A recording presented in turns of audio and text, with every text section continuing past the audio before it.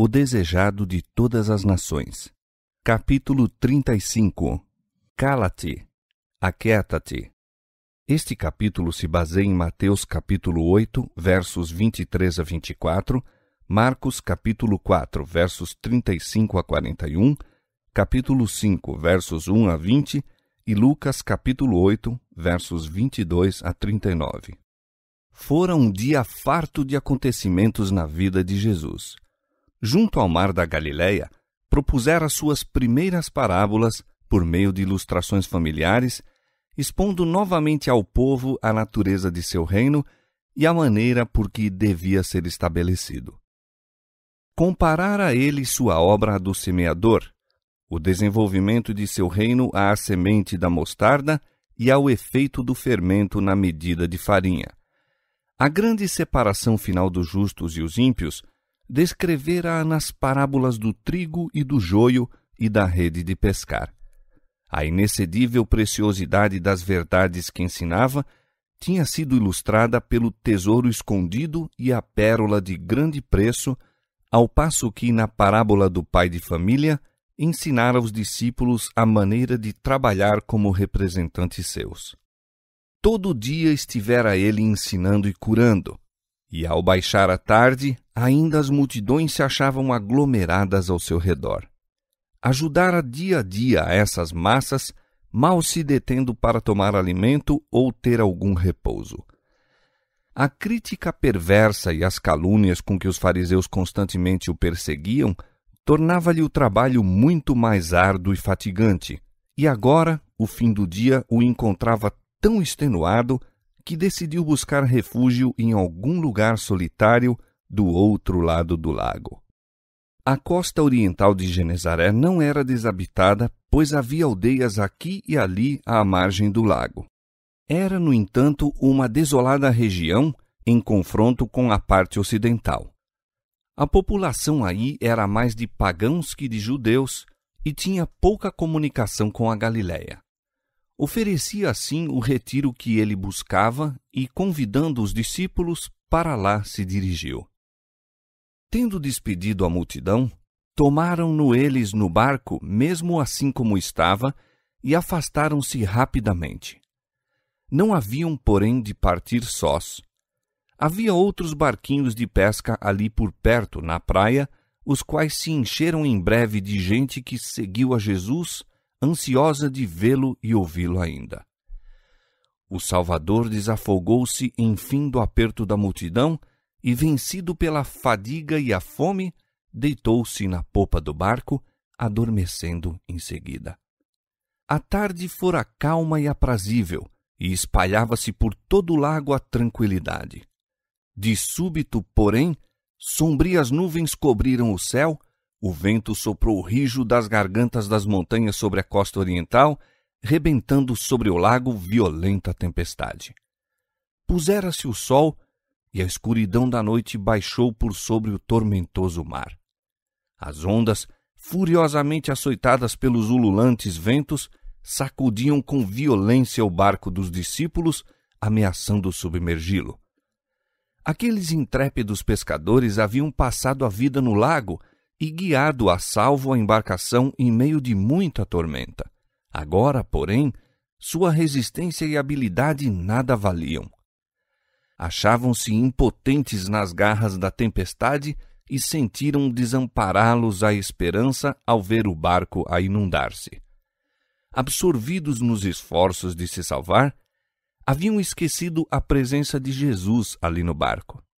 Enfim, vendo baldados os seus esforços, e nada menos que a morte diante de si, lembraram por ordem de quem haviam empreendido a travessia do lago. Jesus era a sua única esperança. Em seu desamparo e desespero, exclamaram: Mestre! Mestre! Mas a densa treva o ocultava os olhos deles. Suas vozes eram abafadas pelo rugido da tempestade e nenhuma resposta se ouviu. A dúvida e o temor os assaltaram. Havê-los-ia Jesus abandonado? Seria aquele que vencera a enfermidade e os demônios, e até mesmo a morte, impotente para ajudar os discípulos? Havê-los-ia acaso esquecido em sua aflição? E chamaram novamente, mas nenhuma resposta, a não ser o irado uivar do vento. Eis que o barco já vai a sossobrar. Um momento, e parece que serão tragados pelas revoltosas águas. De repente, o clarão de um relâmpago penetra as trevas e vem Jesus adormecido, imperturbado pelo tumulto. Surpreendidos, exclamaram em desespero: Mestre, não se te dá que pereçamos? Como pode ele repousar assim tão serenamente enquanto se encontram em perigo lutando contra a morte? Seus gritos despertam Jesus. Ao vê-lo à luz do relâmpago, notam-lhe no rosto uma celeste paz. Leem-lhe no olhar o esquecimento de si mesmo, um terno amor, e corações voltados para ele exclamam: Senhor, salva-nos que perecemos. Nunca soltou uma alma aquele brado em vão. Ao empunharem os discípulos os remos, tentando um derradeiro esforço, ergue-se Jesus. Está no meio dos discípulos, enquanto a tempestade ruge, as ondas rebentam por sobre eles e o relâmpago vem iluminar-lhe o semblante.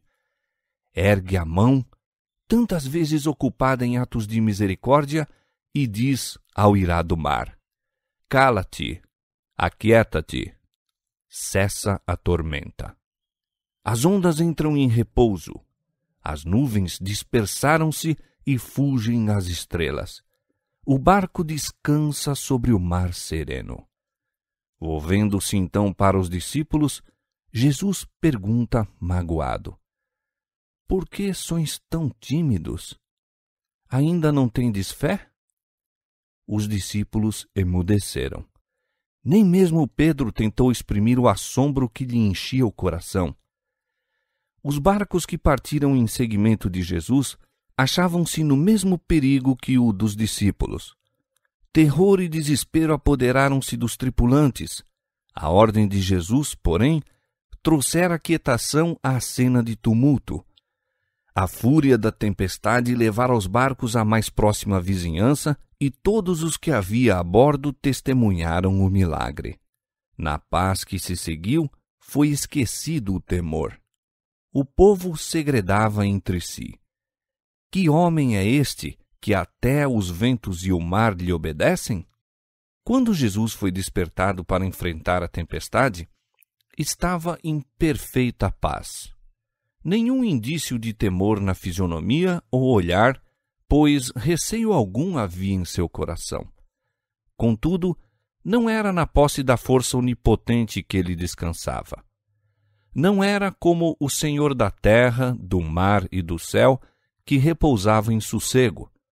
Esse poder depusera-o ele e diz: Eu não posso de mim mesmo fazer coisa alguma. João capítulo 5, verso 30. Confiava no poder de seu Pai. Foi pela fé, no amor e cuidado de Deus, que Jesus repousou, e o poder que impôs silêncio à tempestade foi o poder de Deus. Como Jesus descansou pela fé no cuidado do Pai, assim devemos repousar no de nosso Salvador. Houvessem os discípulos confiado nele, e ter-se-iam conservado calmos. Seu temor, no tempo do perigo, revelava-lhes a incredulidade. Em seu esforço para se salvarem a si mesmos, esqueceram a Jesus. E foi apenas quando, desesperando de si mesmos, se voltaram para ele que os pôde socorrer. Quantas vezes se repete em nós a experiência dos discípulos? Quando as tempestades das tentações se levantam e fuzilam os terríveis relâmpagos e as ondas se avolumam por sobre nossa cabeça, sozinhos combatemos contra a tormenta, esquecendo-nos de que existe alguém que nos pode valer. Confiamos em nossa própria força até que nos foge a esperança e vemo-nos prestes a perecer. Lembramo-nos então de Jesus, e se o invocarmos para nos salvar, não o faremos em vão. embora nos reprove magoado a incredulidade e a confiança em nós mesmos, nunca deixa de nos conceder o auxílio de que necessitamos. Seja em terra ou no mar, se temos no coração o Salvador, nada há a temer. A fé viva no Redentor serena o mar da vida, e ele nos guardará do perigo pela maneira que sabe ser a melhor. Outra lição espiritual há neste milagre da apaziguação da tempestade. A vida de todo homem testifica da veracidade das palavras da Escritura. Os ímpios são como o mar bravo, que se não pode aquietar. Os ímpios, diz o meu Deus, não têm paz. Isaías 57, versos 20 e 21. O pecado destruiu-nos a paz, e enquanto o eu não é subjugado, não podemos encontrar repouso. As paixões dominantes do coração, poder algum humano pode sujeitar. Somos aí tão impotentes quanto os discípulos para acalmar a esbravejante tempestade.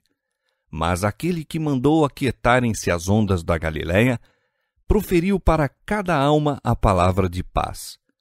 Por mais furiosa que seja a tormenta, os que para Jesus se volverem com o grito, Senhor, salva-nos, encontrarão livramento. Sua graça, que reconcilia a alma com Deus, apazigua a luta da paixão humana e em seu amor encontra paz o coração. Faz cessar a tormenta e acalmam-se as ondas. Então se alegram com a bonança, e ele assim os leva ao porto desejado. Salmo 107, versos 29 e 30. Sendo, pois, justificados pela fé, temos paz com Deus por nosso Senhor Jesus Cristo. E o efeito da justiça será paz, e a operação da justiça, repouso e segurança para sempre. Romanos 5, 1 e Isaías 32, 17. De manhã cedo, o Salvador e seus companheiros chegaram à praia e a luz do sol nascente banhava a terra como bênção de paz. Mas assim que pisaram a terra, deparou-se-lhes uma cena ainda mais terrível que a fúria da tempestade. De um lugar oculto, entre os sepulcros, 2 loucos avançaram sobre eles como se os quisessem despedaçar. Pendiam-lhes pedaços de cadeias que haviam partido para fugir à prisão. Tinham a carne dilacerada e sangrando nos lugares em que se haviam ferido com pedras agudas. Brilhavam-lhe os olhos por entre os longos e emaranhados cabelos, como que se apagara neles a própria semelhança humana pela presença dos demônios que os possuíam, parecendo mais feras que criaturas humanas. Os discípulos e seus companheiros fugiram aterrorizados. Notaram, porém, depois, que Jesus não se achava com eles e voltaram em sua procura. Encontrava-se onde o tinham deixado. Aquele que apaziguara a tempestade, que enfrentara anteriormente a Satanás, vencendo-o, não fugiu em presença desses demônios. Quando os homens, rangendo os dentes e espumando, dele se aproximaram, Jesus ergueu a mão que acenara às ondas impondo silêncio, e os homens não se puderam aproximar mais. Quedaram furiosos, mas impotentes diante dele. Ordenou com autoridade aos espíritos imundos que saíssem deles. Suas palavras penetraram no espírito entenebrecido dos desventurados. Percebiam fracamente estar ali alguém capaz de salvá-los dos demônios atormentadores. Caíram aos pés do Salvador para o adorar, mas ao abrirem-se-lhes os lábios para suplicar-lhe a misericórdia, os demônios falaram por eles, gritando fortemente: Que tenho eu contigo, Jesus, Filho do Deus Altíssimo? Peço-te que não me atormentes. Jesus indagou: Qual é o teu nome? E a resposta foi: Legião é o meu nome, porque somos muitos. Servindo-se dos atormentados homens como meio de comunicação, rogaram a Jesus que os não enviasse para longe daquela região. Sobre uma montanha não muito distante, pastava grande manada de porcos. Os demônios pediram que se lhes permitisse entrar nos mesmos, e Jesus o consentiu. Da manada subitamente se apoderou o pânico. Precipitaram-se loucamente penhasco abaixo e, incapaz de se deterem ao chegar à praia, imergiram no mar, ali perecendo. Enquanto isso, maravilhosa mudança se operara nos possessos. Fizera-se-lhes luz no cérebro.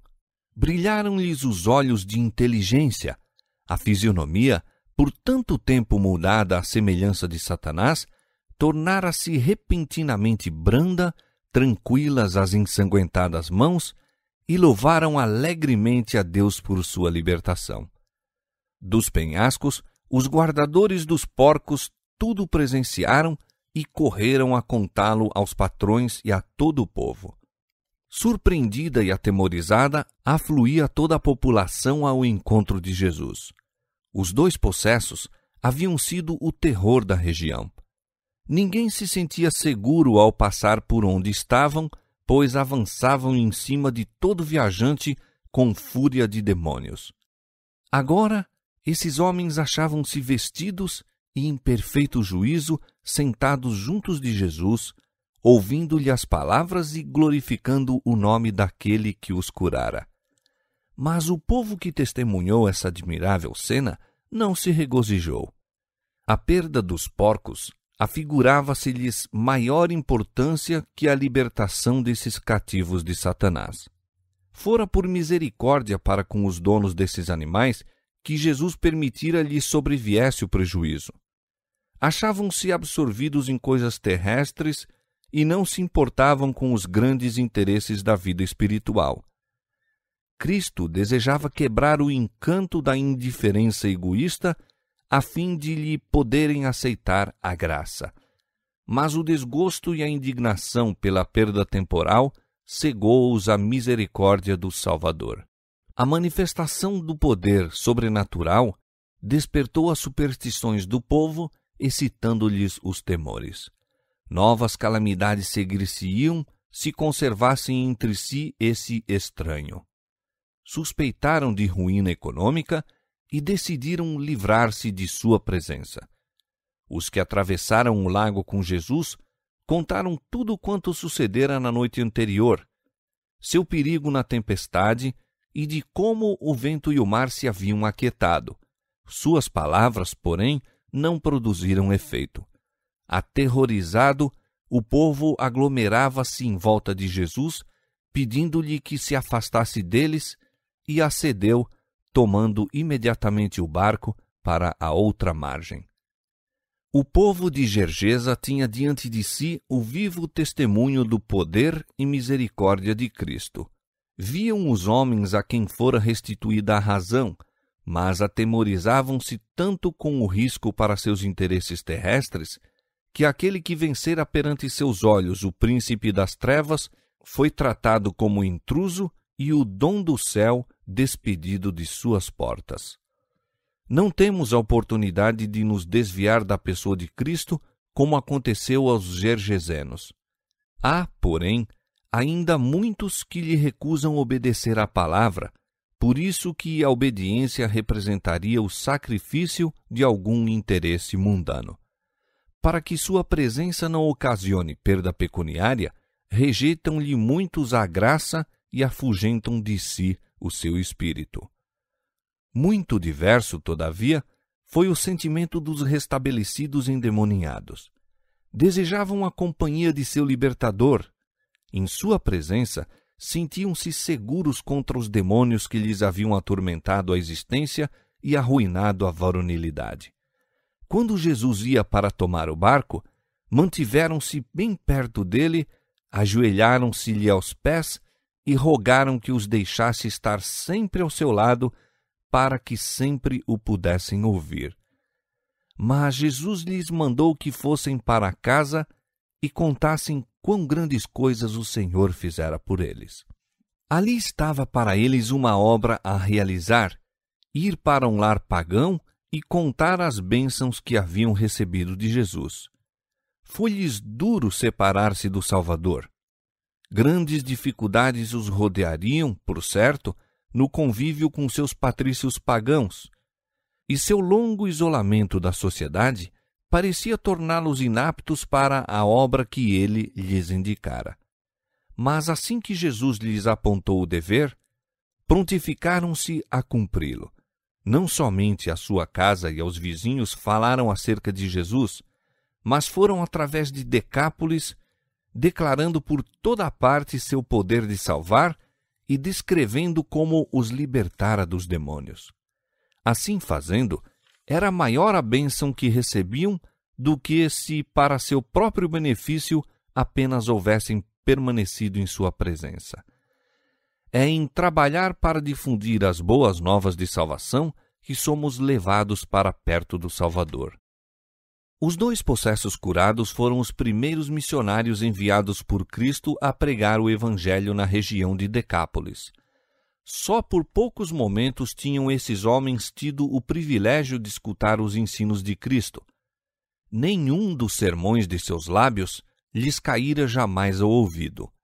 Não podiam ensinar o povo como os discípulos, os quais se achavam diariamente com Cristo. Apresentavam, porém, em si mesmos o testemunho de que Jesus era o Messias.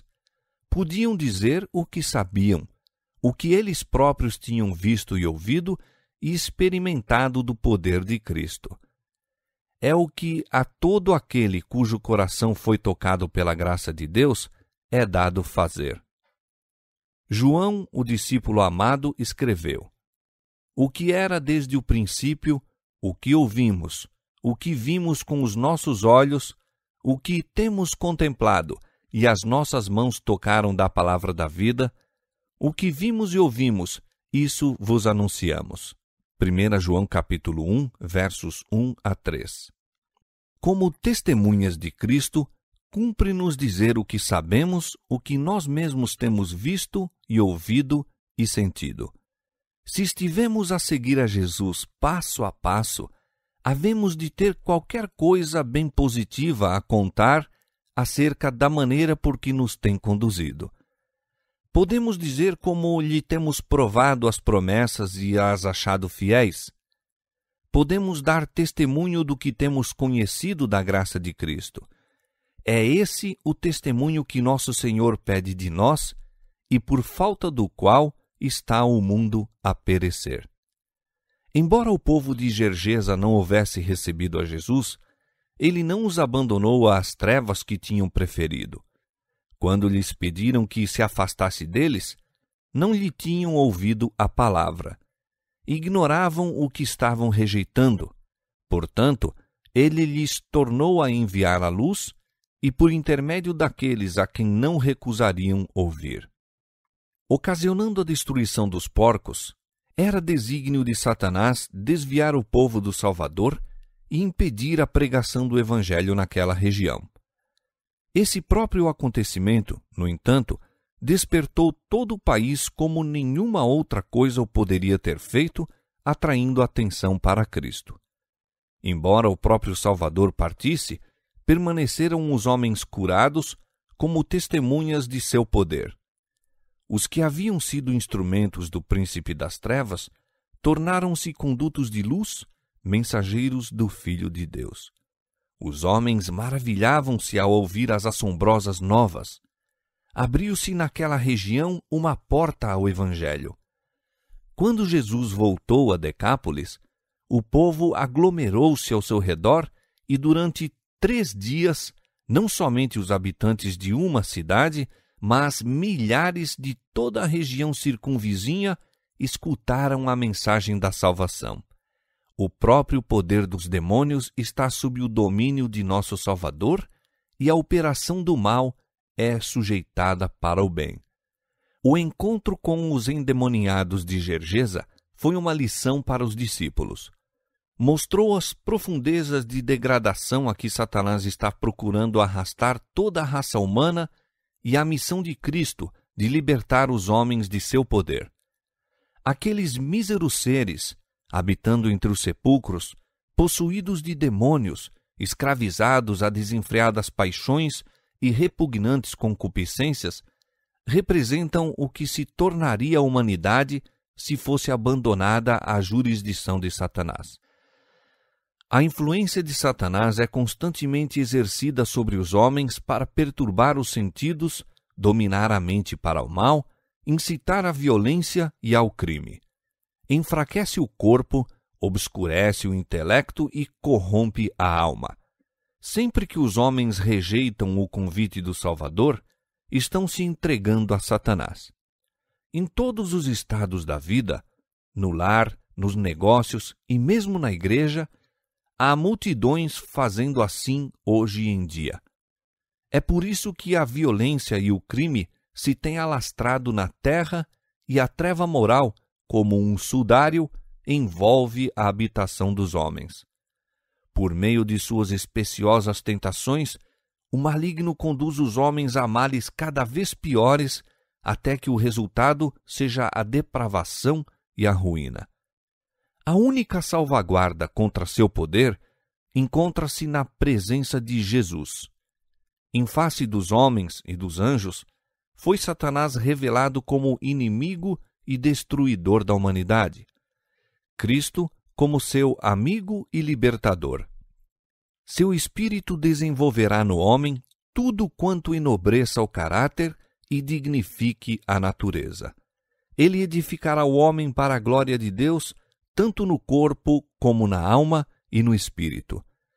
Pois Deus não vos deu o espírito de timidez, mas de força, de amor e de prudência. 2 Timóteo capítulo 1, verso 7. Ele nos chamou para alcançarmos a glória, o caráter de nosso Senhor Jesus Cristo. Chamou-nos para ser conformes à imagem de seu Filho. 2 Tessalonicenses 2, 14 e Romanos 8, 29. E almas que têm sido degradadas a instrumentos de Satanás são ainda, mediante o poder de Cristo, transformadas em mensageiras da justiça e enviadas pelo Filho de Deus a contar quão grandes coisas o Senhor te fez e como teve misericórdia de ti.